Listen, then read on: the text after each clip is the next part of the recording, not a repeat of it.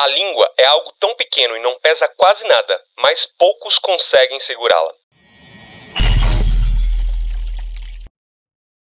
E aí galera do Desenvolva-se Cast, bem-vindos a um episódio ultra importante aqui nesse canal. Eu resolvi gravar esse episódio porque tem muita gente que acaba perdendo grandes oportunidades nessa vida ou criando grandes problemas simplesmente pelo fato de falar demais, de falar aquilo que não deveria ter sido dito. Eu percebo isso no meio dos meus mentorados, no meio dos meus amigos, dos meus familiares. Se eu não prestar atenção, eu acabo cometendo esse erro e você também. Quantas oportunidades na nossa vida a gente perdeu simplesmente porque falou a coisa certa, mas talvez na hora errada. E se você ficar comigo até o final, eu garanto a você que eu tenho 5 motivos aqui para te apontar e te mostrar do porquê que a gente deve falar somente o necessário e como que a gente aprende esse tipo de mentalidade, esse tipo de comportamento. Fica comigo até o final. Sem mais delongas, senhoras e senhores, vamos ao primeiro motivo do porquê você deve falar somente o necessário. Anota aí. Ninguém consegue atrapalhar aquilo que não sabe que existe. Quantas vezes você chegou empolgado, totalmente animado e feliz para poder contar algo novo que você iria viver? Talvez uma viagem, talvez a compra de um carro, a compra de um apartamento. E aí você chegou para um amigo, chegou para um parente, chegou para alguém e falou: nossa, eu consegui comprar um apartamento em tal lugar. Ou eu consegui comprar um carro, eu consegui fazer vou conseguir fazer uma viagem. E aí, ao contar aquela pessoa, o que aquela pessoa devolve para você? Nossa, você comprou o carro dessa marca? Ih, rapaz, mas é difícil de revenda, né? Essa cor, então, nossa, é difícil demais. Demora 3, 4, 5 meses, às vezes nem consegue vender, viu? Ou seja, a pessoa joga um balde de água fria no teu sonho. A pessoa despedaça aquele teu sonho na tua frente e você nem percebe. Quantas vezes eu vou dar um exemplo da minha vida. Quando eu fiz a migração de carreira, saindo do CLT, da área comercial, para vir para o empreendedorismo, aqui no desenvolvimento pessoal, eu contei a algumas pessoas e quantas pessoas falaram: Thiago, você tem certeza, cara? Porque aqui no CLT você tá indo muito bem, você tem suas comissões, você tem um monte de coisa, você ganha bem, mas e no empreendedorismo? Você vai ter que ouvir vários nãos, você vai ter que trabalhar mais, você vai ter que se desdobrar de uma forma que você nem imagina, você nem sabe o que te espera. Ou seja, nós não devemos dar acesso ao nosso coração a pessoas que não estão sonhando junto com a gente. Por quê? Porque elas jamais vão poder compreender o resultado de um sonho se elas não estiveram no começo da construção daquele sonho. Isso faz sentido para você? Segundo motivo, menos promessas e mais resultados. Quantas pessoas você conhece que, por exemplo, no começo do ano, falam o seguinte: esse ano eu vou perder 15 quilos, eu vou sair do inglês básico e vou por pelo menos intermediário, eu vou ter um faturamento de no mínimo 100 mil reais, e aí começam ali naquela saga, por exemplo, começam a postar nas redes sociais, e dentro do exemplo de se tornar fitness, né? Quantas pessoas, coloca lá, primeiro de 300, e aí você vê, dia 1, a pessoa posta, dia 2 a pessoa posta, dia 15 a pessoa posta, no dia 30 a pessoa posta, você fala: uau, a pessoa tá firme pra caramba. Só que chega ali no 52º dia, ela postou já meio desanimada. Quando era no 57º, que deveria haver uma postagem, sumiu.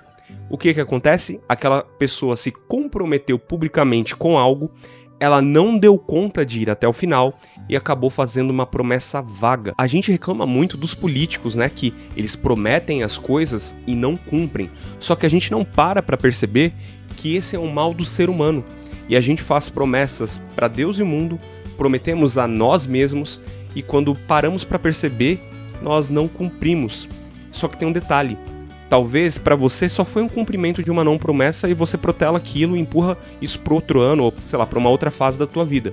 Só que aquela pessoa que você prometeu lá atrás, aquela pessoa que te assistiu, que te acompanhou, ela registrou essa informação, ela guardou essa informação.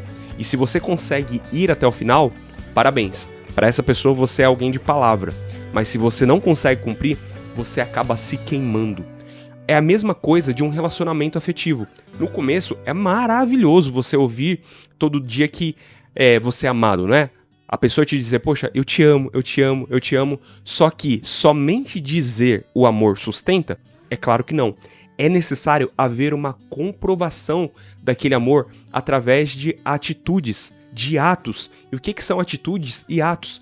São os entregáveis daquela promessa. Ou seja, apenas dizer não sustenta nada. Você precisa de fato entregar. Então, inverte a ordem, inverte a lógica na cabeça das pessoas. Não precisa chegar prometendo que você vai fazer. Chega surpreendendo com o resultado, que com certeza todo mundo vai ficar boca aberta e você feliz aí do outro lado, falando assim, poxa vida, eu consegui. Terceiro motivo, se não for para agregar valor, não diga absolutamente nada. Eu quero trazer esse ponto aqui sobre duas perspectivas. Primeiro, chega de achismo. Se você acha alguma coisa, deixa eu falar uma coisa pra você. Ninguém precisa saber do seu achismo. Ninguém quer saber daquilo que você acha. Porque aquilo que nós achamos... Cara, qual que é o fundo que tem de racional? Qual que é o fundo de embasamento que tem de algo que nós achamos? E é aqui que muita gente se perde. Ah, eu acho que isso deveria ser dessa forma. Eu acho que você deveria fazer daquela maneira. Ou seja, qual que é o embasamento que você tem? E aí, muita gente se queima trabalhando com achismo, ou seja, menos achismos e mais certezas, ou seja, só abra sua boca na hora que você tiver certeza daquilo que você está falando, porque se você tiver certeza, as pessoas ficarão muito mais encantadas, porque você acabará se tornando uma pessoa de palavra, uma pessoa que tem segurança, uma pessoa de autoridade, que sabe daquilo que está falando. A segunda perspectiva, dentro desse ponto 3 aqui, é jamais devolva na mesma moeda. Quantas pessoas acabam ferindo as outras ali, e aí aquelas pessoas que foram feridas, ah é? Já que você falou assim, eu não levo desaforo pra casa, então toma aqui, ouve isso, e começa a vomitar ali as suas emoções. Entenda uma coisa, se não for para agregar, se não for para acrescentar na vida daquela pessoa, não vale a pena você abrir a boca para nada. Sabe por quê? Senão você vai querer resolver um problema criando outro. Bom, se uma pessoa me feriu, eu preciso fazer um exercício. Entender que, se alguém está me ferindo, se alguém está me maltratando, eu preciso entender que aquela pessoa não está bem. E se eu sei disso, o que eu preciso fazer? É ter empatia e me colocar no lugar dessa pessoa. Com isso, eu consigo compreender que, se eu for falar algo para aquela pessoa, eu tenho que ajudar e não devolver na mesma moeda. Senão, eu acabo criando um novo problema, tentando resolver o problema anterior e ninguém vai chegar a lugar nenhum. Ou seja, se aquela pessoa te feriu, faça silêncio, deixe passar alguns dias e depois vocês conversam sobre isso. O quarto motivo é: ninguém suporta uma pessoa prolixa. Pra gente começar o quarto ponto, eu quero citar Sêneca aqui pra você. Ele diz o seguinte: aquele que não aprende que a vida é silenciosa, sempre falará demais. Tiago, mas o que raio é uma pessoa prolixa? São aquelas pessoas que falam pelos cotovelos. Elas começam a falar de laranja e terminam falando no caldo de cana da feira. Ou seja, passaram pela feira todinha simplesmente para te falar uma coisa. Ou seja, dão muitas voltas para dizer a mesma coisa. Eu vou dar um exemplo aqui de uma pessoa que é prolixa, não é? Por exemplo, imagina o seguinte, essa caneca aqui, ela foi comprada na 25 de março. Um exemplo. E aí você tem duas maneiras de contar que você foi comprar essa caneca na 25 de março. Primeiro exemplo de uma pessoa prolixa, ok? Olha só, no sábado, você não sabe, eu acordei, cara, me deu uma vontade de ir com a minha esposa lá na 25 pra comprar a caneca. Aí eu acordei, tive que convencer ela, levei café na cama, falei, amor, vai ser importante, é a caneca do nosso podcast, poxa, vai ser super legal, a galera vê. E aí, beleza, depois de uma meia hora eu consegui convencer. Cara, mas a gente pegou um trânsito naquela Marginal Tietê, aquela Marginal Tietê é terrível. E chegando lá, cara, pra encontrar estacionamento naquele lugar, é um absurdo. Além de que é caríssimo, né? Nossa, meu Deus do céu, R$40 uma hora e demais 15, que é isso? Eu sou sócio do estacionamento agora.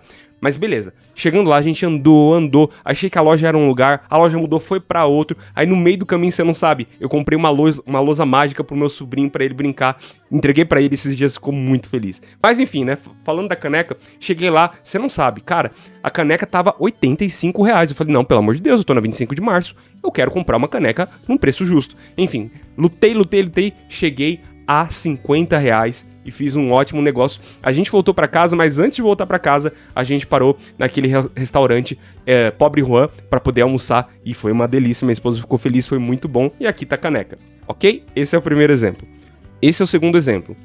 Cara, eu tive a ideia de confeccionar uma caneca pro meu podcast. Pesquisei na internet, eu vi que tinha uma loja lá na 25 de março, conversei com a minha esposa e sábado nós fomos lá e consegui comprar a caneca por um preço bacana. Tava R$85, negociei, mas eu consegui comprar por 50 e super saí no lucro. Foi muito vantajoso e eu gostei. Você gostou da minha caneca ou não? Ou seja, quando a gente dá muita volta para contar algo, isso demonstra que nós não temos segurança.